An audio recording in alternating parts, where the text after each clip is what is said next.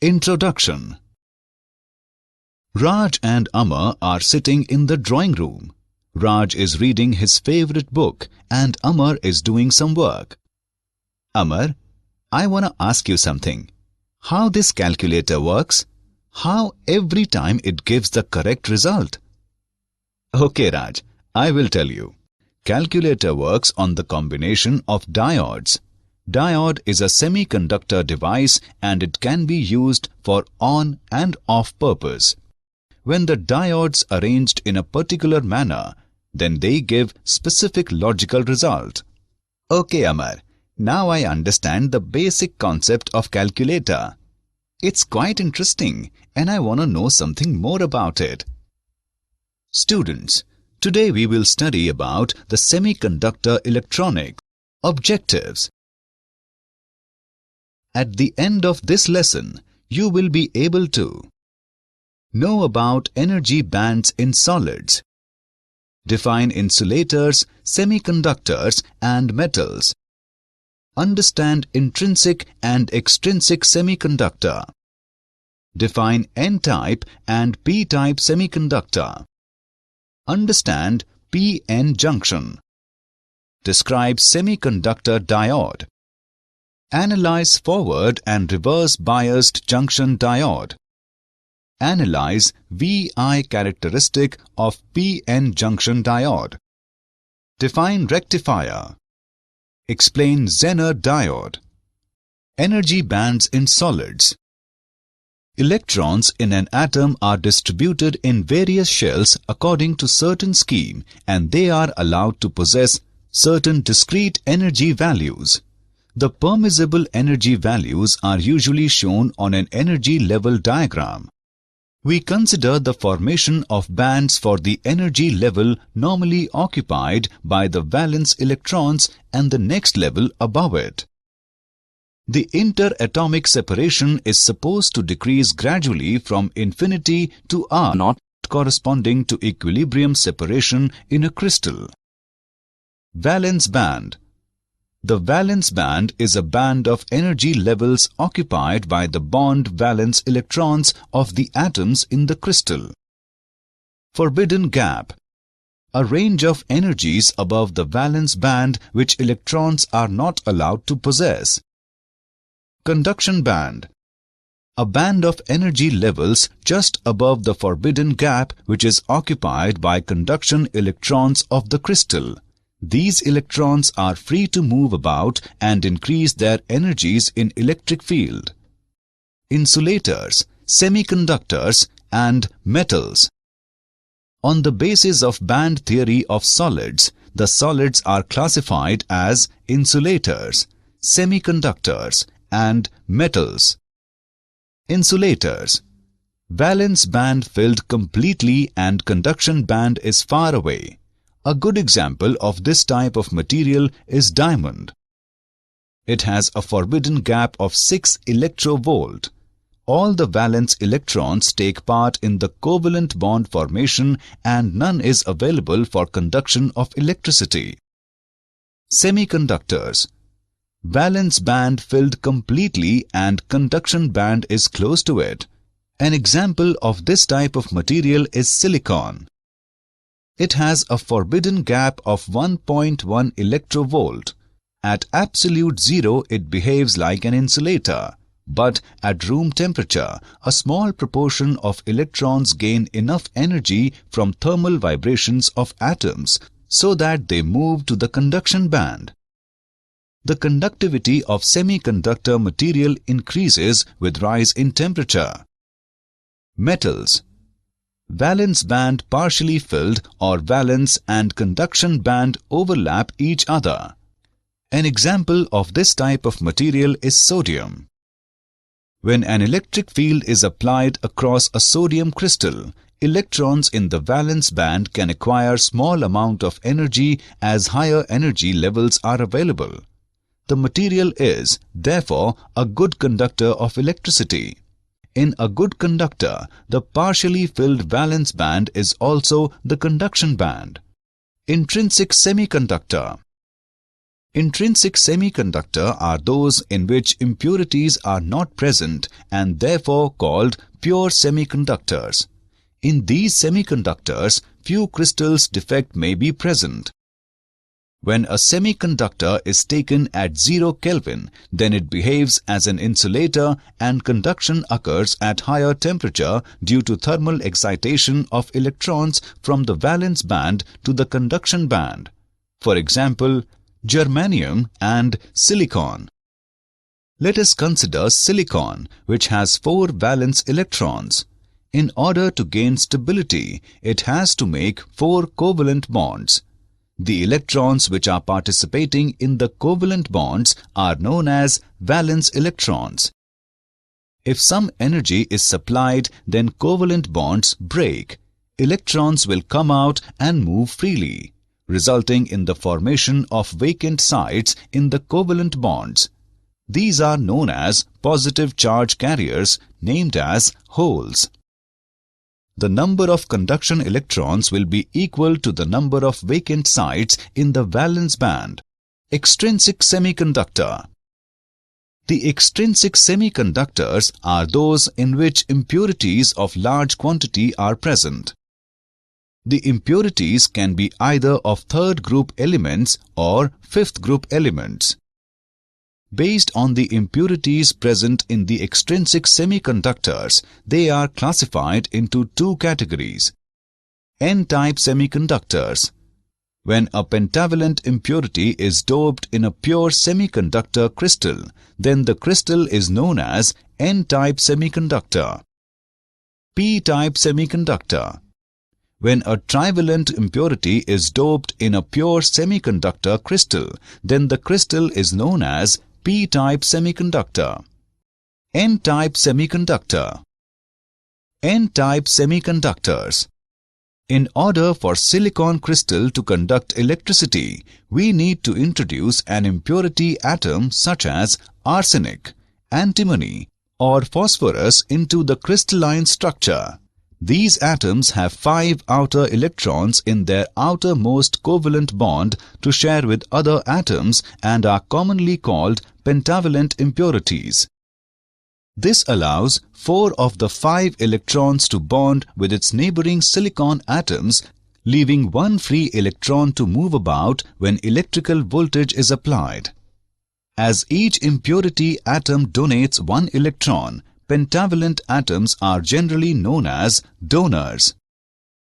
The resulting semiconductor material has an excess of current-carrying electrons, each with a negative charge, and is therefore referred to as N-type material, with the electrons called majority carriers and the resultant holes minority carriers.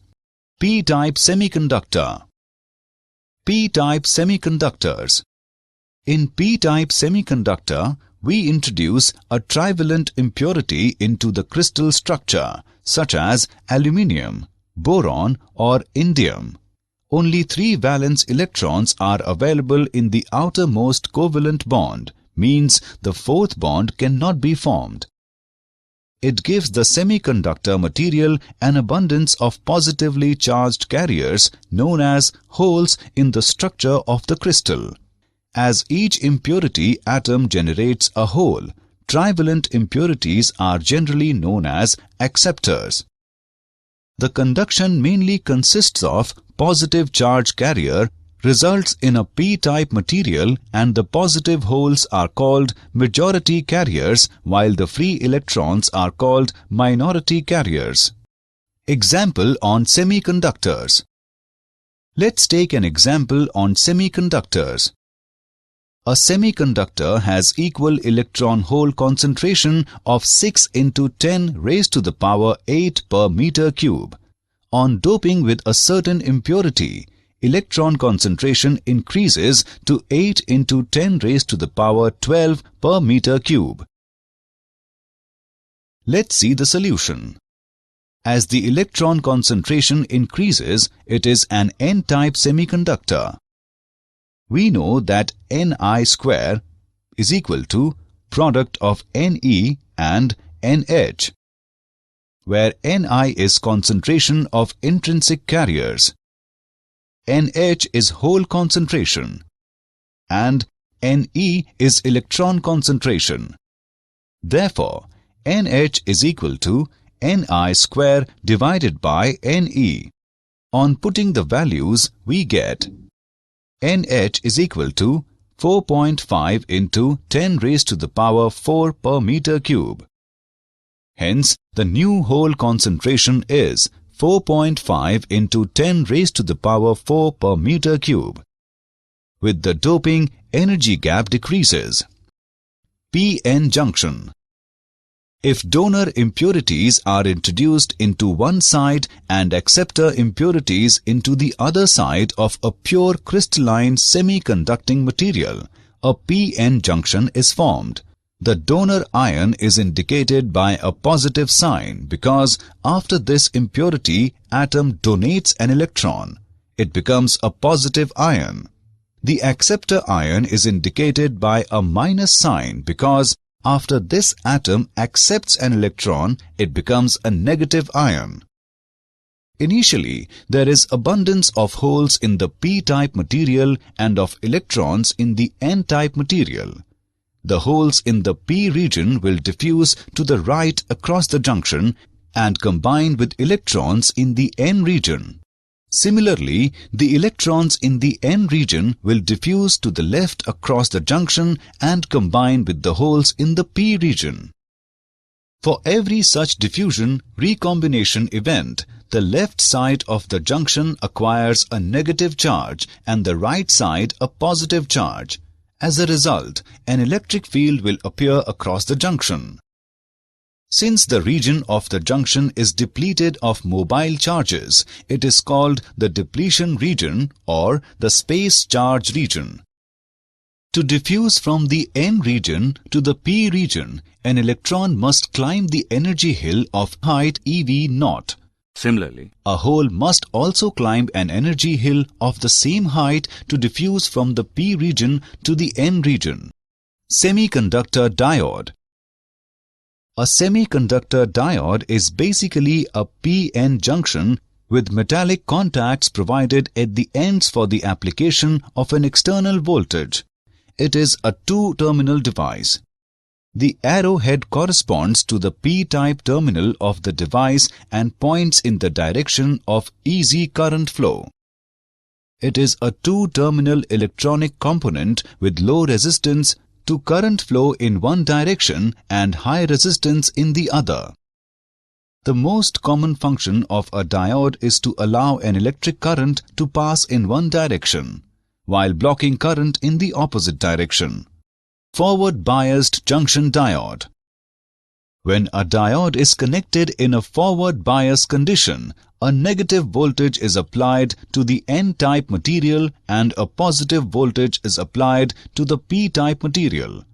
If this external voltage becomes greater than the value of the potential barrier's opposition will be overcome and current will start to flow.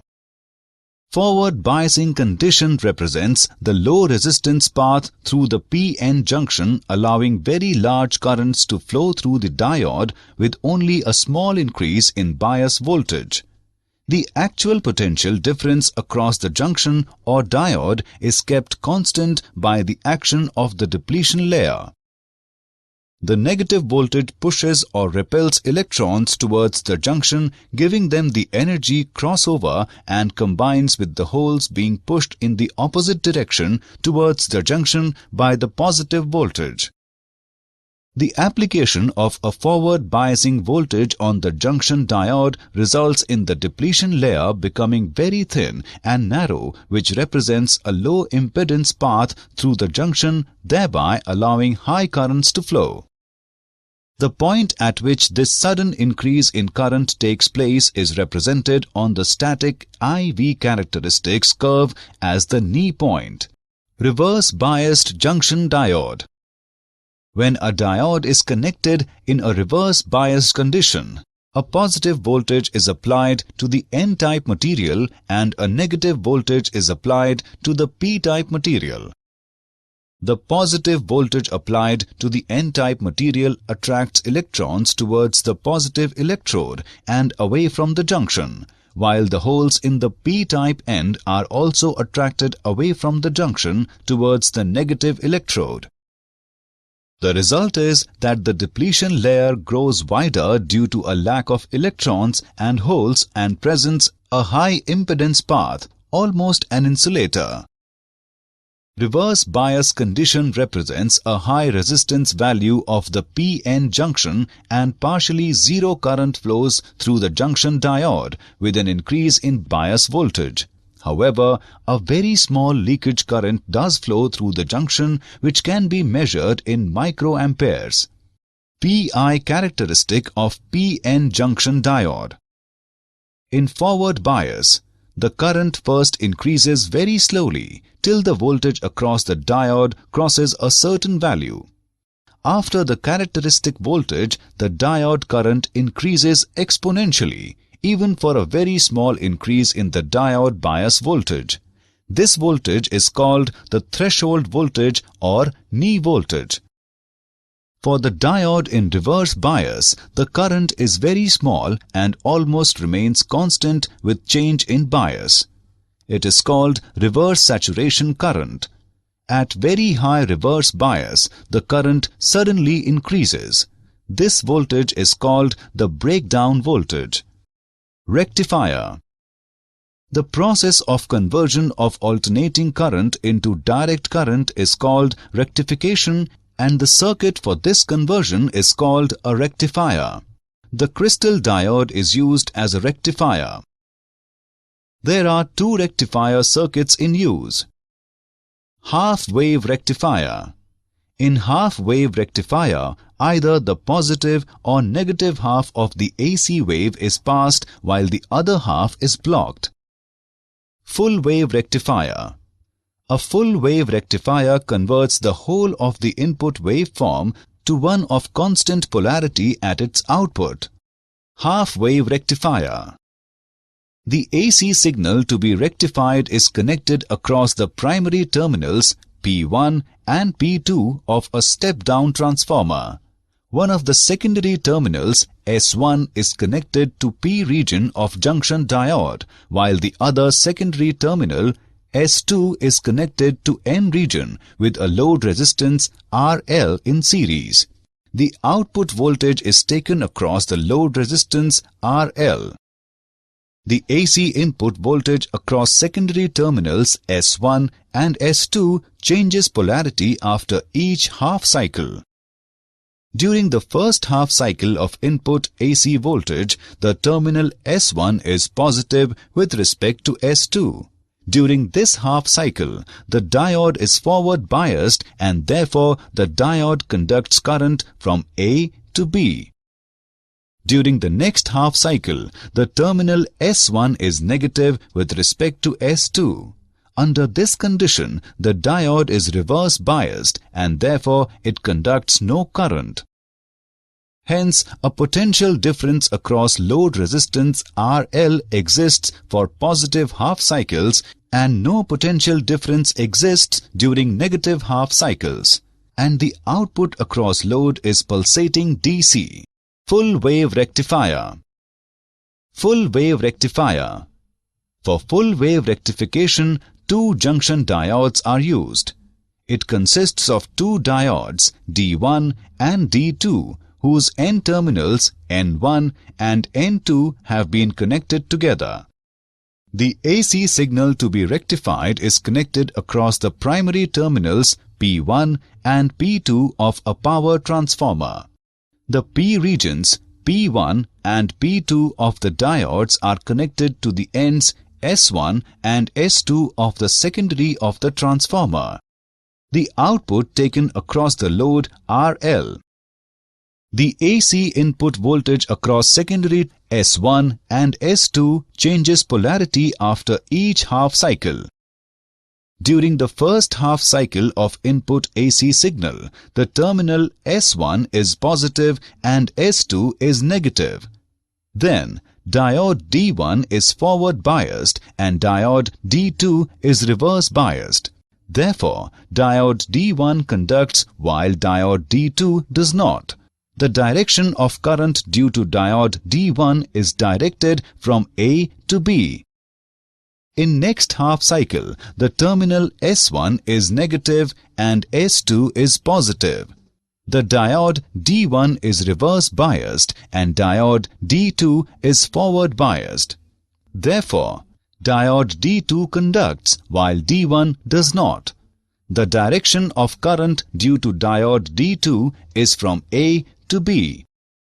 Thus, for input AC signal, the output current is a continuous series of unidirectional pulses. Zener diode. A Zener diode is a reverse biased properly doped crystal diode having a sharp breakdown voltage and operated in breakdown region. When the reverse bias on a crystal diode is increased beyond a critical value called the breakdown voltage, the reverse current increases sharply to a high value. The Zener voltage depends upon the amount of doping. A lightly doped diode has a higher breakdown voltage. The main characteristics of Zener diode are: when forward biased, its characteristics are just like those of ordinary diode. A Zener diode is always reverse biased. When reverse biased, a small reverse current flows through it.